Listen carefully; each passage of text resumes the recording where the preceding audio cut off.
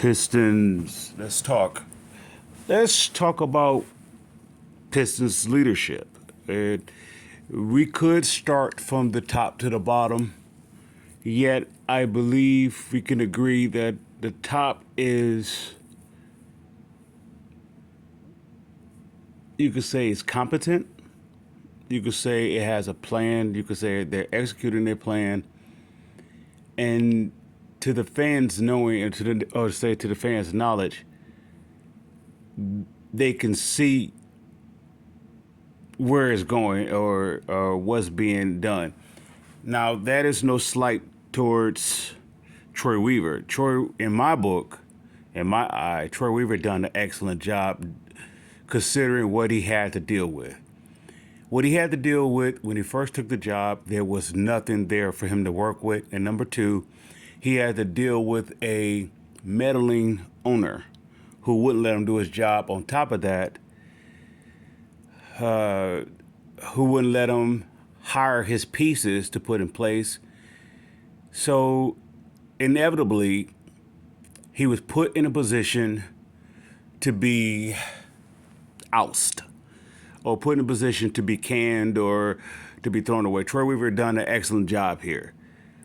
With that said, I don't see Trajan Langdon doing that big of a job because he didn't have to do anything. What I mean by that, he didn't have to get draft picks from nothing.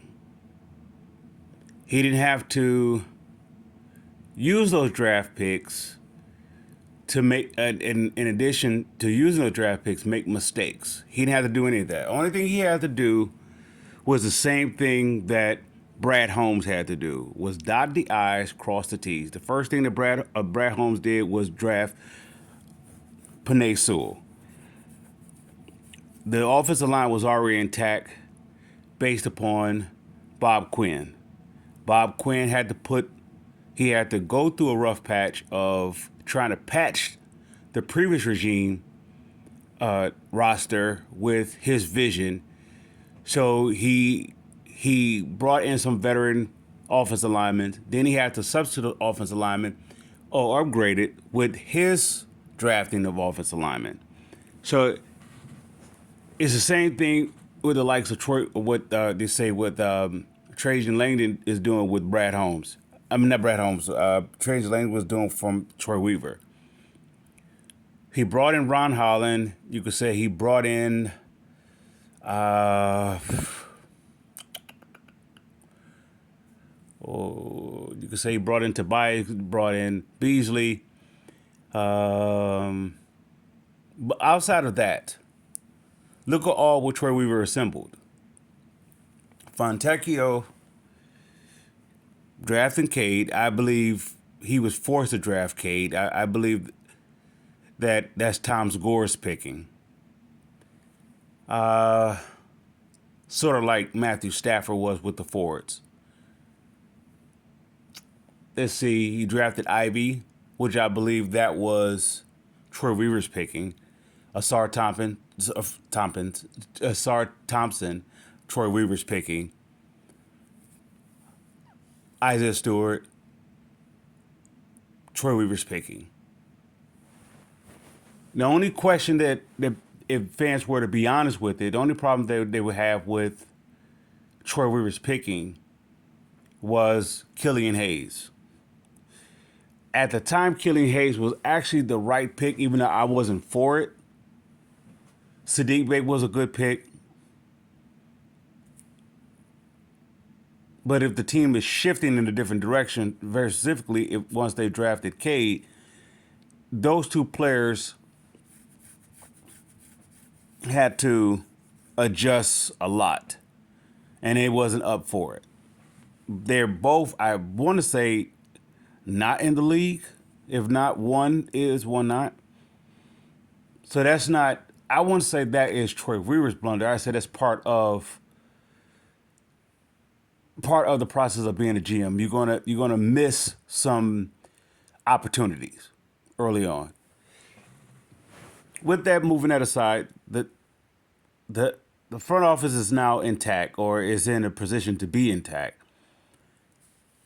I'm going to see. I'm going to watch how they treat Trajan. If they're going to allow him to be Trajan, or they're going to at some point start to dictate, you know, their authority over his because he's trending in the right direction. Sort of same thing what Jerry Jones did with the likes of Jimmy Johnson. Once the team start trending in an upward, very specifically, more accurately, I should say, in a international form of success, Jerry Jones wanted to start meddling. From that point, Jerry Jones started meddling. It went downward. Longest Tom Gore's don't or his tiers or not tiers his I want to say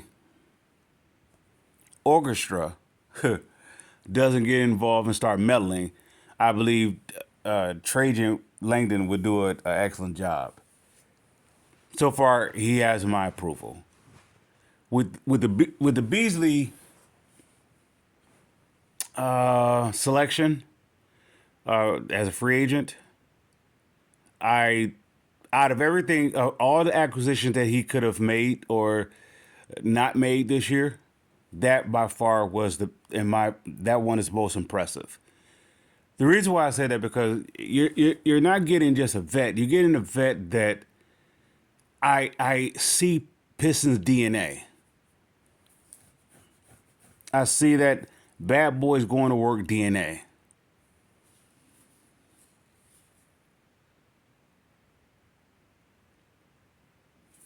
Which they're establishing their own identity, which is they're calling it do work. That's not sitting. Yeah, I think they could do better than that, or not so much better. I think it can be adjusted. So now we're talking about going down to the coaching staff. I think JB Bickerstaff has exceeded. Excuse me, has exceeded my expectations. Forgive me for belching you guys' ear. Okay, I believe JB Bickerstaff has exceeded my expectations. I I knew he was a decent coach based upon what he did in Cleveland and who his father is. I knew he was going to be a no nonsense type of guy. What I didn't expect was that he was going to be able to summer up that energy that he put so much into that Cleveland rebuild. I didn't know he had this amount left to establish it here in Detroit. I thought it was going to be a Monty Williams type deal, not to the extent of Monty Williams, but I thought that it was going to be a layover, that it was going to, at the very best, it was going to take some time. At the very worst, it was going to crash and burn. Now, moving on to the players. Now, this franchise has, up under Tom Gores, has designated Cade Cunningham as the guy. I don't think Bickerstaff is against it. I don't think Langdon is against it. Nonetheless, on the court, the product, or you could say the evidence, is against it. Outside of Cade putting up triple doubles, or even possibly on most nights be a triple double, outside of that, I don't see what's impressive about Cade. Somebody said that alone. That means that the opposing team, regardless of you getting triple team or blitzed or whatever you want to call it, or the whole team collapsing or game planning for Cade, he's still putting up triple doubles. The problem with that is he's still giving you 7 turnovers. So those triple doubles doesn't mean anything. Offense doesn't mean anything if you're costing the team as a leader per se.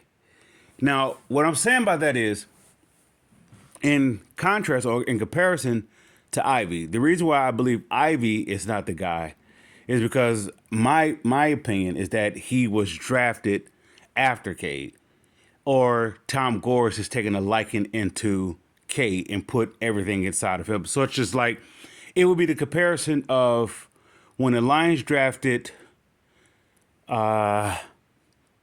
Stafford, and I believe the following year they drafted Ndamukong Suh. Who do you put your investment in first? Of course, now it's a quarterback lead and that sort of thing. And the way the NBA is set up now, that it's a Luca type of a Luca or a the gentleman from New York. I'm drawing a blank with his name. I want to say Bryson for whatever reason. The point guard with New York is their league. Now we're talking about leading the team. It's not a Steph Curry leading the team, a Steph Curry type player leading the team. It's a Brunson. There it is. Name. There you go. Brunson or a Luca type of leading the team, and they see that somebody told them that they see that in Cade. I think that's where the flaw is because that type of leader doesn't work out long term. It's good for a small window. In other words, you in Luca's case, the league has to be right for you to take that and be MVP or to be a champion, if you will. Same thing goes for, I would say, Brunson. Brunson still haven't won anything with it. Now, I'm comparing that to Ivy. Now, the reason why I'm comparing that to Ivy, well, when K is the primary ball handler, K is limited what he can do with his athleticism. He's limited. So that means if he can't break you off the dribble, you can collapse on him, right? If he can't break you off the dribble, you can collapse on him. So if he's driving down, you can collapse on that because K doesn't have a 4-game package, a 4-move package, to say it that way. He just have a downhill, so to speak, mid-range, boom. But you can collapse on that. In comparison to Ivy automatically has the respect of the defense with his speed, number one. But he has athleticism with that. So it's like Westbrook.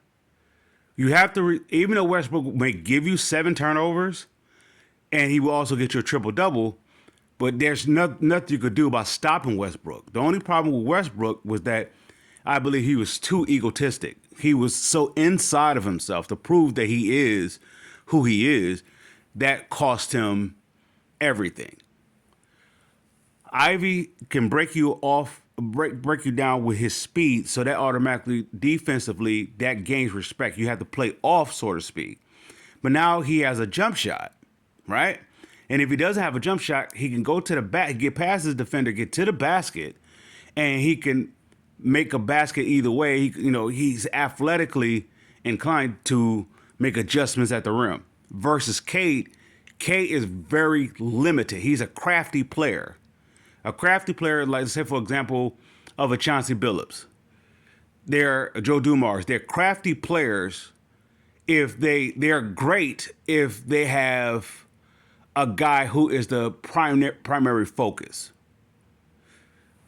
Joe Dumars was great with Isaiah Thomas or a Grant Hill because they can hide, so to speak, because of the limitation as a athlete or being athletically superior. If you guys can understand what I'm trying to say. Am I saying Cade is no good? No. I'm saying Cade, in my opinion, will be best suited not being a Luka type role or a Brunson type role, but more so of a Dumars Grant Hill type role, where he's not the primary ball handler. He is how can we say it? Situational ball handler.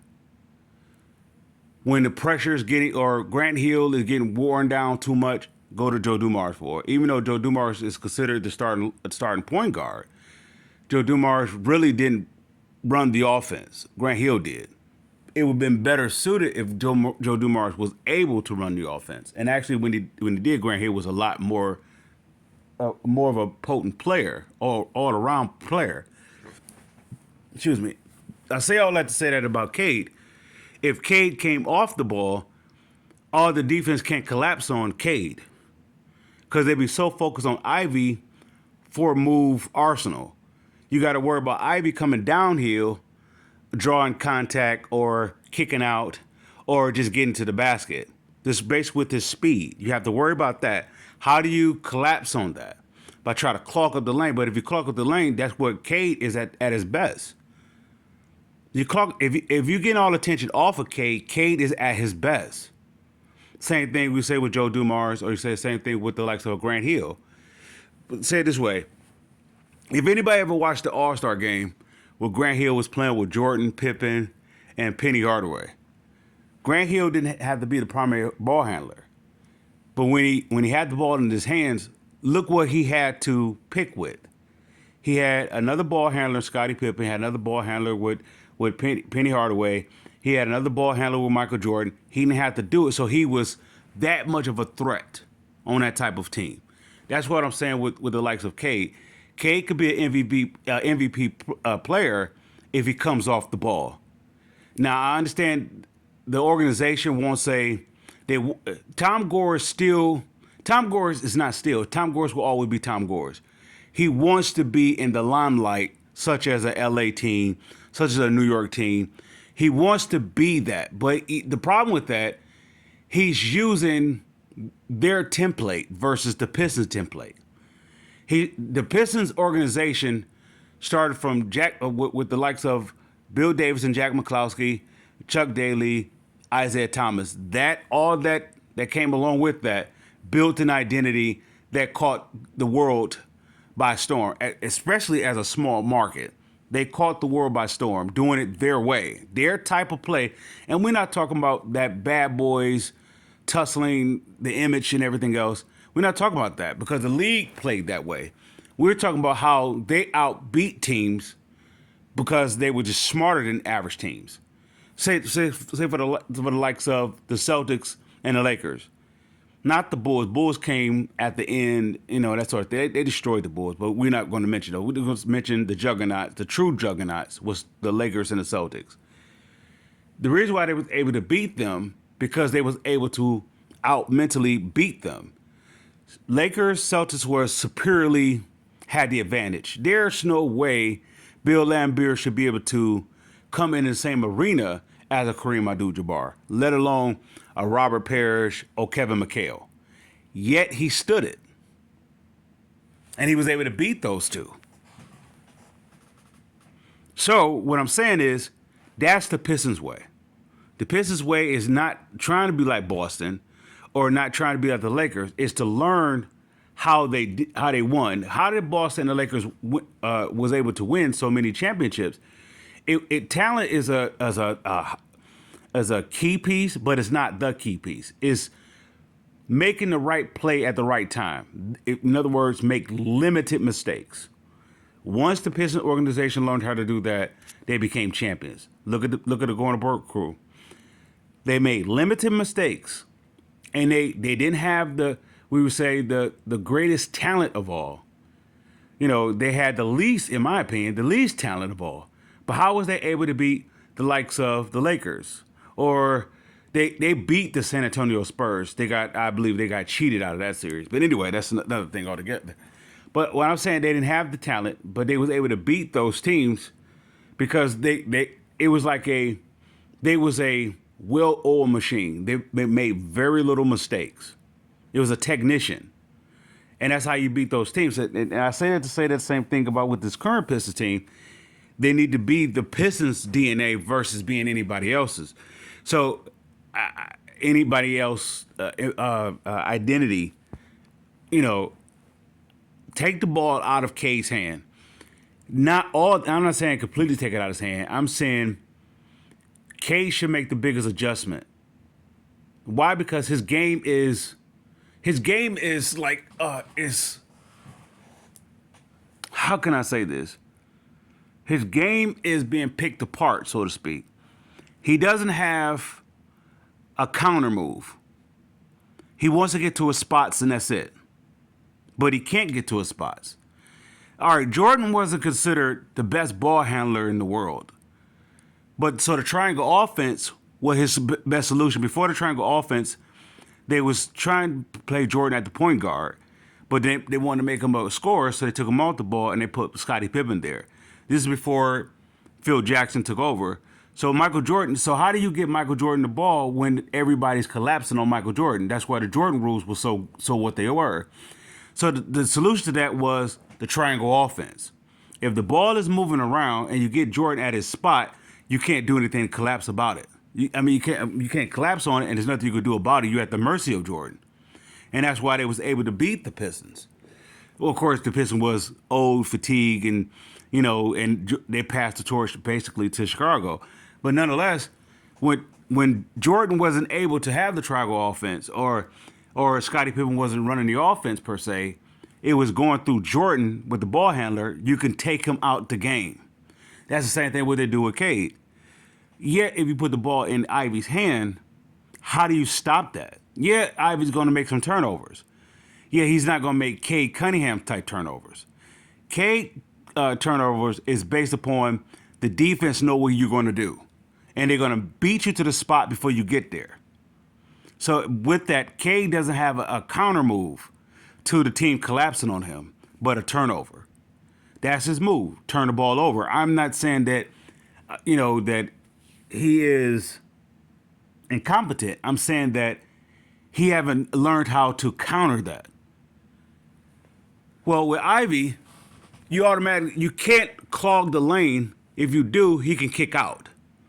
If you do, he can shoot. So if what I'm saying, Ivy has 3 or 4 different moves to his approach to the defense. Cade has just one move. Maybe possibly 1.5, but he has one move. And that's to get to his spot. They're waiting for him. Why? Because when it comes to making decisions, Cade gets flustered. If you take away his move, he gets flustered. It's like a spoiled child, if you will. Like if you take away their toy, they get livid, they get upset, and they panic, so to speak, and they do something that will actually cost them more so to cost anybody else, which Cade does. He turns the ball over. So how do you remedy that? You take the ball out of his hand. One or two ways. Either you keep Cade in the lineup and you put another primary ball handler next to Cade. That is not an Ivy-esque. The person who comes to mind for me, I originally said Alonzo Ball, but I kind of moved off of that one. I would have something that's an even lesser risk than Alonzo Ball, and that's a Dennis Schroeder. If you put a Dennis Schroeder next to a Cade is an MVP player because he doesn't have to worry about being a primary ball handler. That's saying if you want a veteran guy there, and you're going to get a more well-oiled machine, and then you will have a team that is least likely to have those costly turnovers at those crucial moments because you have a savvy vet who understands what his role is at this point in time of his career. You get a much higher IQ, a much higher mental approach. Or plan B, you put Cade at the point and have, not Cade, Ivy at the point, and you have Cade to come off the ball, which of course it will be an adjustment for them both. I believe Ivy is ready for it because he's showing it now with Cade out, and he always showed it with Cade is out, but he's showing it with his, not just approach, but the work that he put in. The work that he put in counter moves. He's constantly working on his game. You could tell that he's working on his game because his game is constantly improving. When the defense tries to take away something, Ivy has a counter move.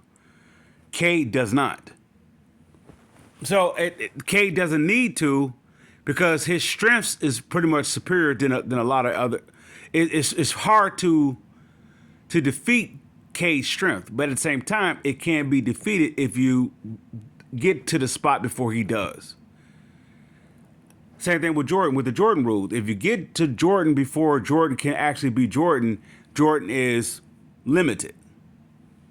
And the only way Jordan gets 40 plus or those high point volumes or averages, forgive me, those is because the Pistons didn't hit the spot before he did. If you hear about the Jordan rules, it was what? We know Jordan's not going to pass the ball, and we know he doesn't like to go left. So we're going to force him to go right, and we're going to meet him there with 2 or 3 different defenders. He has to kick out the ball, but he was reluctant to pass, so he's going to force a shot, turnover. Same thing with Cade. It's the same thing. All right, so with that being said, I would make that decision. Here's another reason why I would make that decision to take Cade off the ball and make him not the primary ball handler, but a situation ball handler. Well, if the team starts to, let's say if Ivy is rolling, right, in this rhythm of being the primary ball handler. Say the team, not Ivy, say the team is rolling that way. What do you do with Cade now? What do you do? This team is a far better team. At the same time, Cade is a far better player. He may not get the recognition as being the face of the franchise because it is allowing Ivy to thrive a little bit more so than he was as Cade was the primary ball handler. But however, the success of Cade goes up tremendously. You mean to tell me that if Grant Hill had, how can I say it? If Grant Hill had, let's say, Penny Hardaway as his running mate, would Grant Hill be an MVP? Oh yeah. And you could say both of them will probably would be candidates for MVP. So I'm saying the same thing about Ivy and Cade. Ivy as a primary ball handler, Cade can actually be an MVP player. Why? Because those turnovers drops down tremendously. Okay, if you're focusing on Ivy, Cade can get you the triple double a lot easier. A lot easier. It would become effortlessly that he can get you a triple double. Why? Because he's getting it already with all the tension on them. But if you take the tension off of him having to be the primary ball handler, he can get his rebounds, get his assists.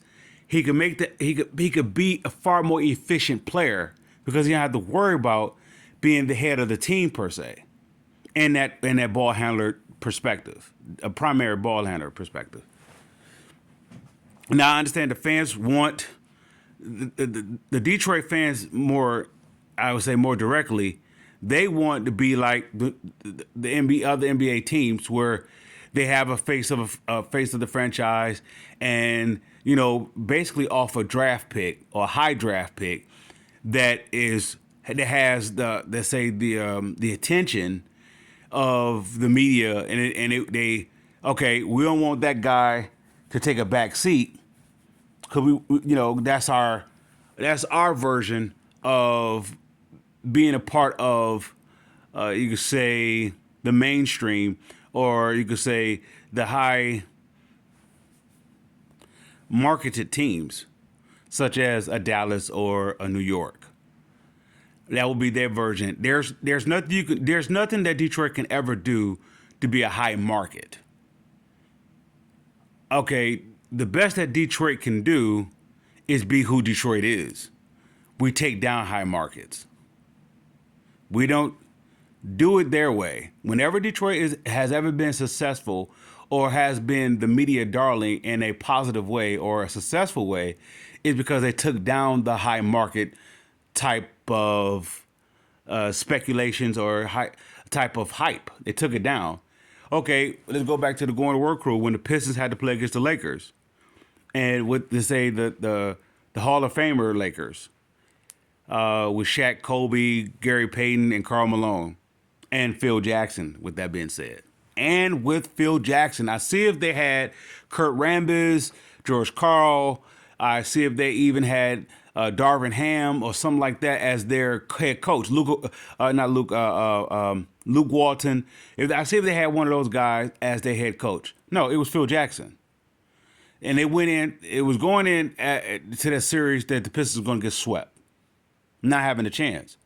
How did the Pistons win that series? They did it the Pistons way. They did it the Pistons way. The Pistons way started back with Isaiah Thomas. Forgive me, Jack McCloskey, Chuck Daly, Isaiah Thomas. That run. It started with that. We're going to beat you. We're going to beat you of beating you. In other words, we're going to beat you to your points. We're going to study you enough and beat you to your points. And then we have a trick. We have one trick up on our sleeve that you can't counter.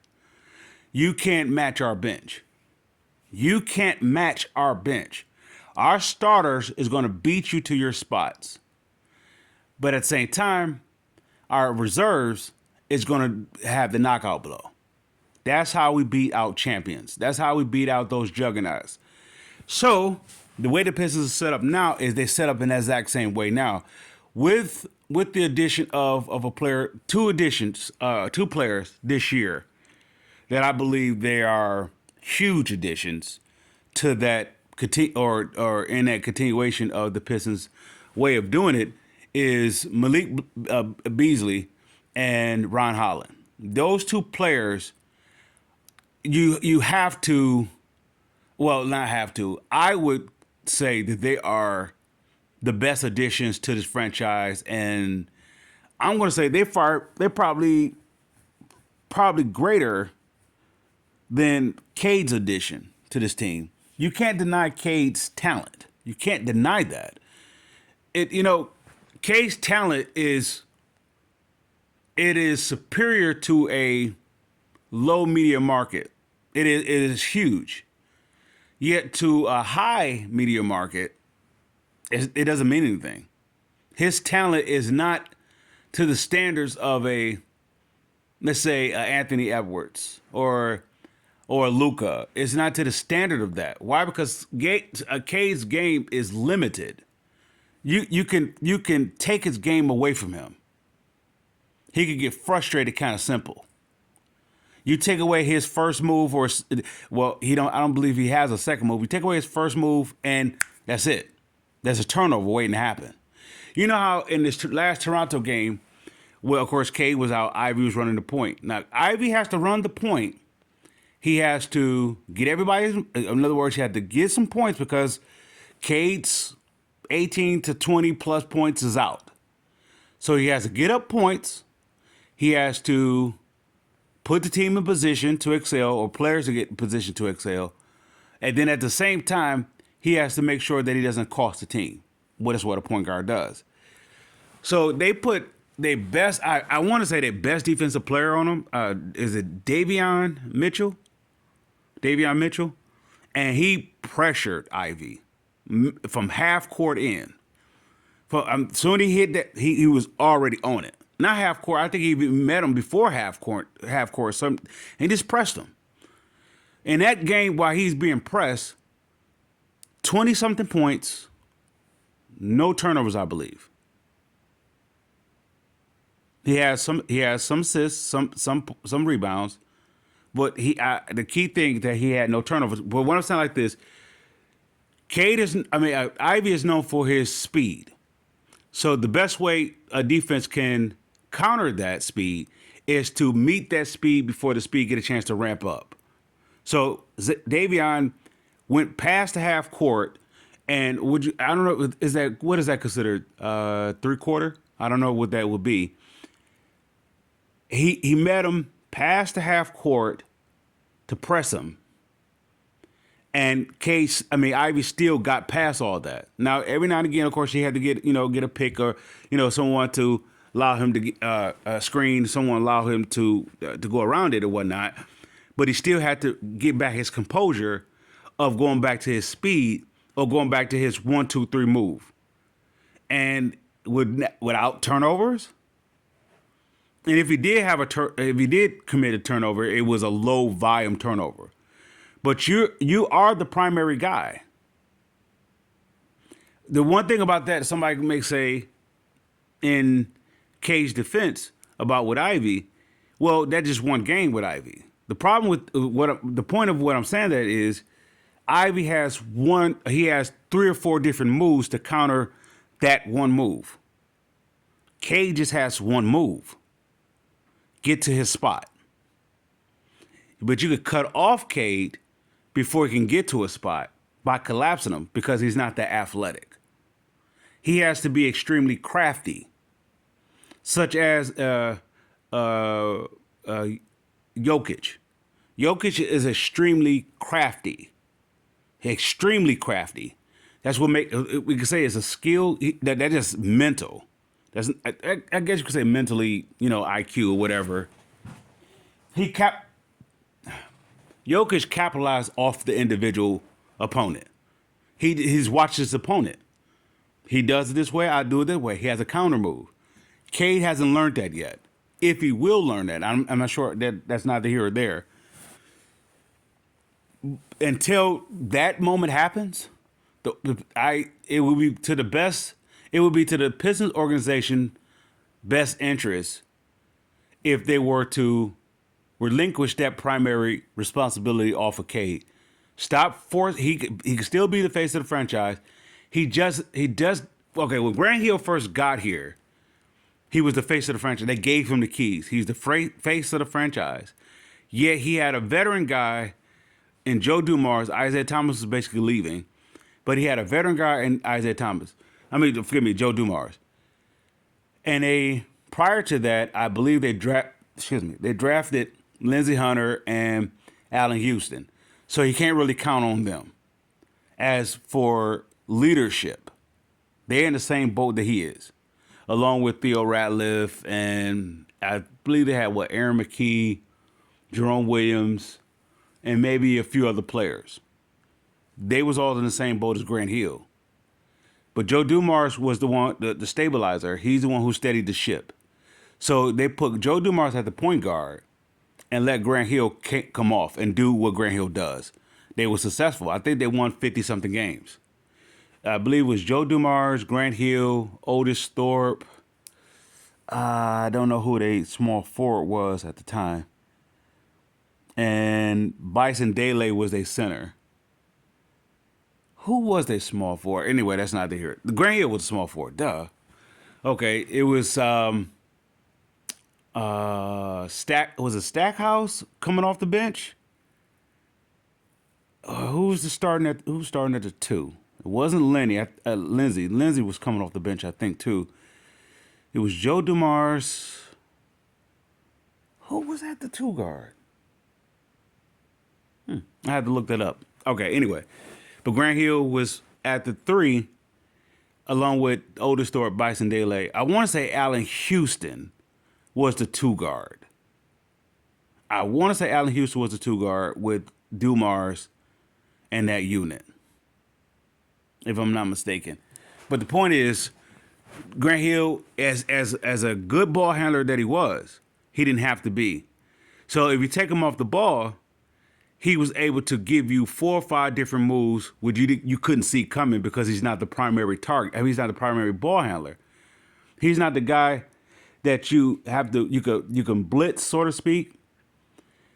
He's a guy that you have to wait till he get the ball. In the meanwhile, Allen Houston was still giving you close to 20 points. So you had a threat. All right. So what am I saying about that?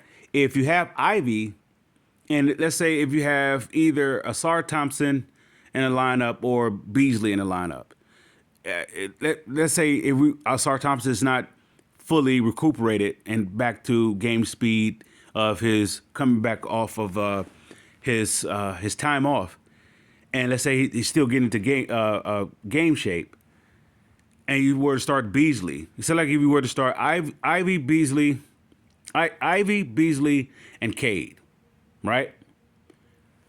Beasley's gonna get you baskets. Will not get you baskets for me. He's a threat to get you baskets as a defense team, and plus he's going to play like team defense. He's not gonna play like I don't want to be here. He's not gonna cost a team mistakes and everything. He's going to play like I'm playing to win. If you were to blitz Ivy, look at your options. If you were to blitz Cade, is going to fumble because he hasn't learned he hasn't learned a counter move to the blitzing. He haven't learned how to kick it out the ball real fast.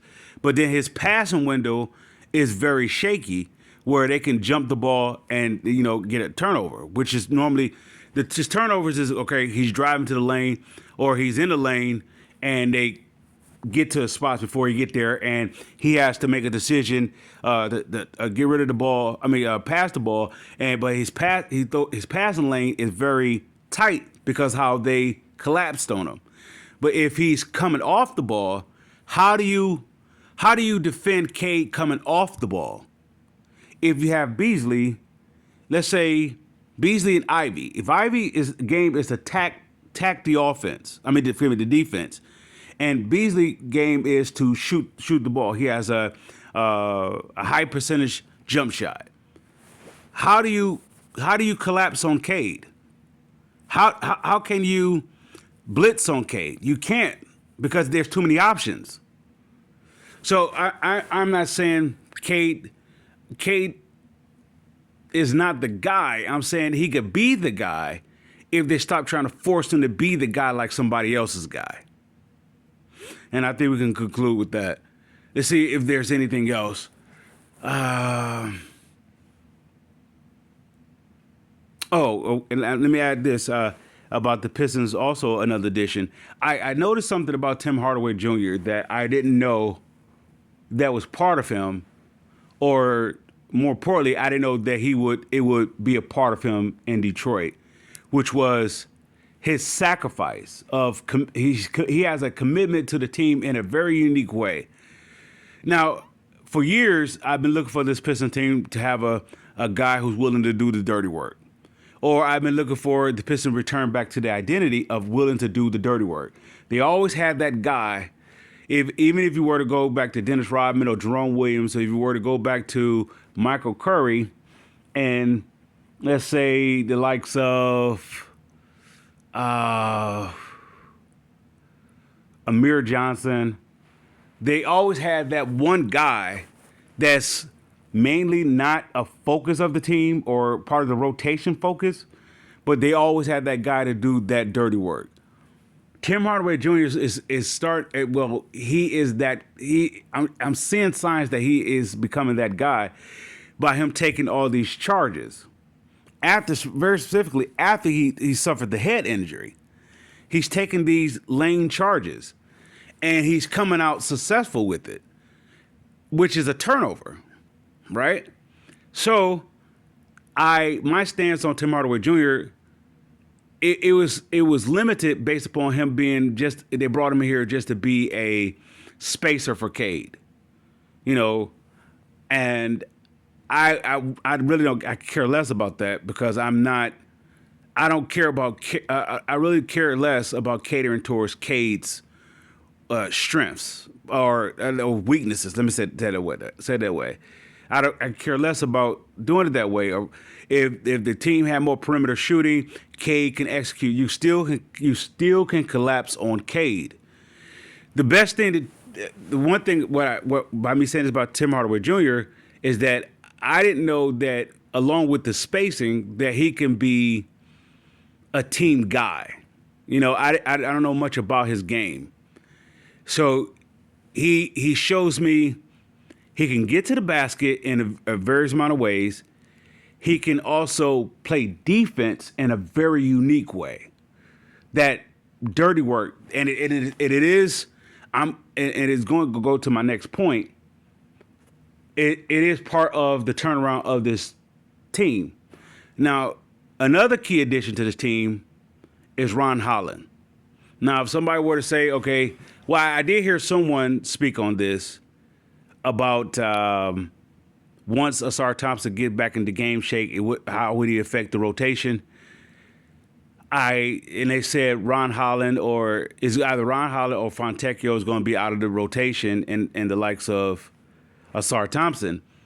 and they said, well, maybe they can't have Asar Thompson and Ron Holland on the floor because they will eliminate the spacing. See, that's once again, that's individual perception how the Pistons should be like the rest of the league.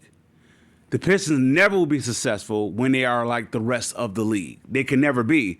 Why? Because they can never have the pieces to be successful like the rest of the league. Let's say, for example, they brought in 3-point shooters on this team, but they still shoot at a low three-point percentage.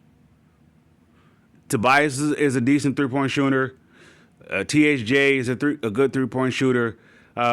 Beasley is a good 3-point shooter, but they're still not among the best of 3-point shooting. Why? Because they're shooters. They're not 3-point specialists. It's a difference. So what I'm saying by that, if the Pistons tried to cater to the current NBA structure, they would never win because they would never get the talent or the pieces to be the way that the NBA is structured. And by the time they do, the NBA will shift to a different type of way. The only way the Pistons have ever won was when they beat the system. So I'm saying that if the Pistons were going back to the rotational thing, who would I possibly eliminate if you go with a 9-man rotation instead of a 10-man rotation? Who would I take out of the rotation when Asar comes back? I would say the likes of Fontecchio. Ron Holland would definitely be in my rotation for this one reason. And I make this point by saying, never mind that, spacing type of method. I could care less about that. Well, the league is a 3-point league if you have 3-point shooters. I mean, not shooters, 3-point specialists that they're skilled at 3-pointers. The Pistons have a lot of 3-point shooters. They're not skilled at it, though. Steph Curry is skilled at 3-point shooting. The Pistons doesn't have that. They have a lot of guys who can shoot, who throw up 3-point shots. And you have a few of them that can actually maybe hit, definitely less than half of their attempts. So this is why I would keep Ron Holland in the lineup, because it's a continuation, or it's a starting point it's a contagious starting point of the culture, or the identity of the Pistons team, which starts off with Isaiah Stewart. We're gonna play hard. Ron Holland, from day one, he's not intimidated of whatever his reputation is supposed to be. That he's a rookie, that he's offensively unpolished, that he's inexperienced, he came from the G League, whatever that's on him, none of that matters. He's approaching it. He put me in the mind of a Dennis Rodman type of approach. Dennis Rodman, of course, came from a Division II school or something like that, but yet he had very little basketball experience. He had like a skill that no other player had. And it is weird. And I look at Ron Holland that way. Ron Holland is like a tenacity, which is, you're not going to beat me off of will. You may beat me off of skill, but you will not beat me off of will. And that's something that Ron Holland brings to this team. So when I saw Tim Hardaway Jr. taking charges, I immediately go back to Ron Holland, how when he first came into the game, this first game he came into the game, he approached the defense as like I think he was one of the high all-stars of the league, and he approached them like, I'm not scared of you. Not just checking the player, but I think he got to a little tussling with the individual. And that's what I'm speaking about, where I'm not intimidated by you. This is the reason why I would keep him in the lineup. But yeah, he's gonna make turnovers. Mistakes. Yes, he's gonna do that because he's still raw. But however, his strengths that he brings to this team is, I don't think no player on the Pistons team has that strength. Even Asar Thompson. Asar Thompson is I want to say he is a unicorn. He's a special player. and he can do so many different things at a great level. And the next box that Osari Thomas is going to check off is going to be his shooting. If you said he's the type of player, if you say he can't do it, it's going to get done, right? He's that type of special player. So, who I would take out the rotation, it will be Fontecchio. Now look at this.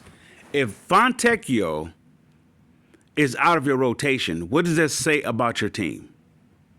Fontecchio was resigned to be a high piece of this team going forward.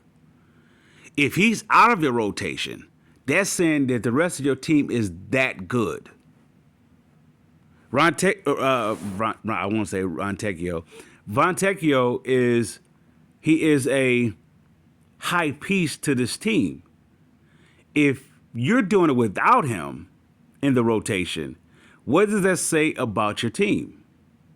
Your team is it's like having Dennis Rodman on the bench versus getting rotational minutes or even being a starter.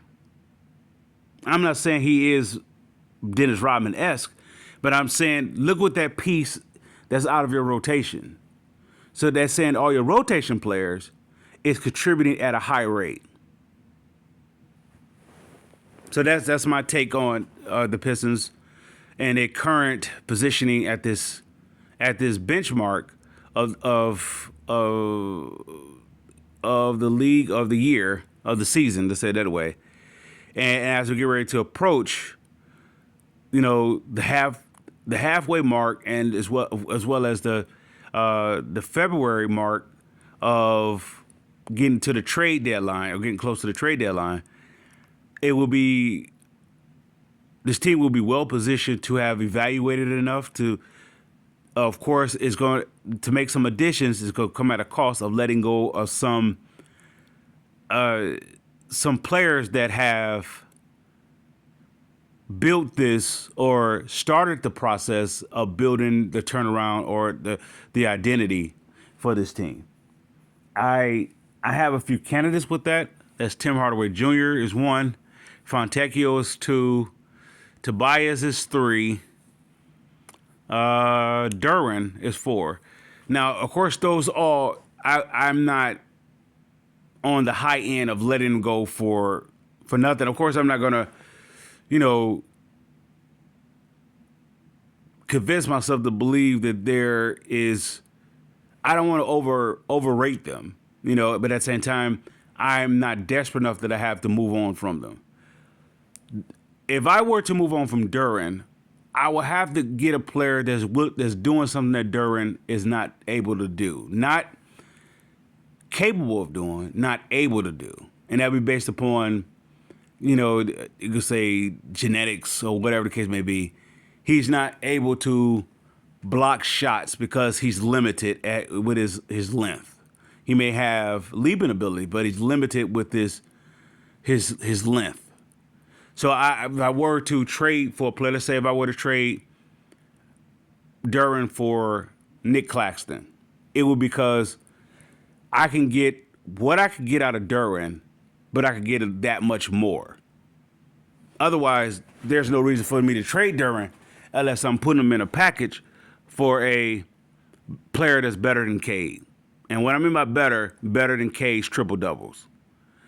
They're talented. Otherwise, there's no reason for me to trade Duren. Tobias, and the reason why I will let Tobias go is because let's say a contending team is giving me an offer, a nice offer, that Tobias, as well as the Pistons, can benefit from. And in the wings of the Pistons team, I still have Ron Holland that's developing, and he will be at that point to take over the reins.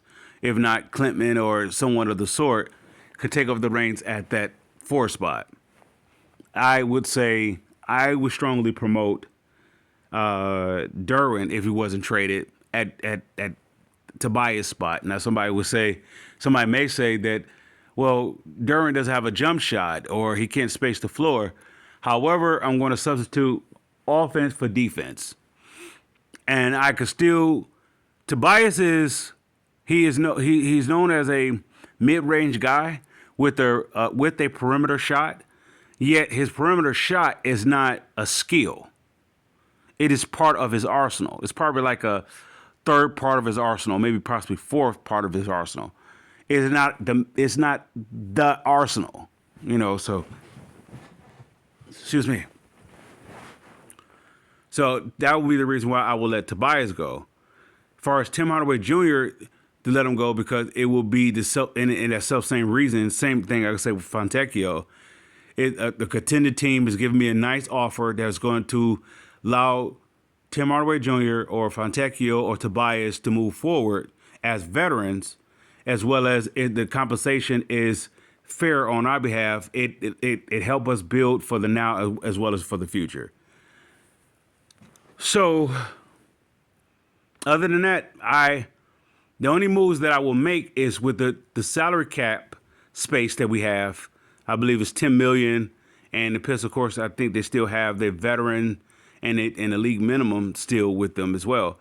Other than that, I wouldn't make too many moves other than shuffling the deck that they have. Whew. With that said, Pistons fans, I salute.